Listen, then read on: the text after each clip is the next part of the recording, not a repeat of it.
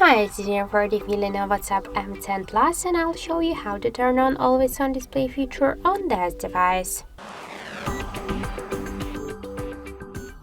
So unfortunately, we have now installed by default the AOD option, and that's why we should enter the Play Store application, and in the search pool we should enter Move with Edge. And now we should get this first application. That's why tap to install and wait a couple of seconds while this application downloading and then installing on your device.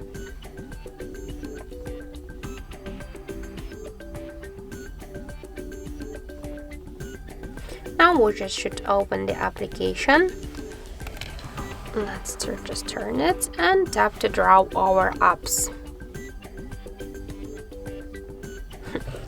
Now we should just click here on the switcher and just go back to the application. So here, click to the AOD and select one from these available tabs. Just tap to apply, and now let's just press to the power key button to lock our device, and we can see that we just successfully activated the Always On Display feature on our Lenovo Tab. So that's it, thank you for watching, and if you find this video helpful, don't forget to leave a like, comment and to subscribe our channel.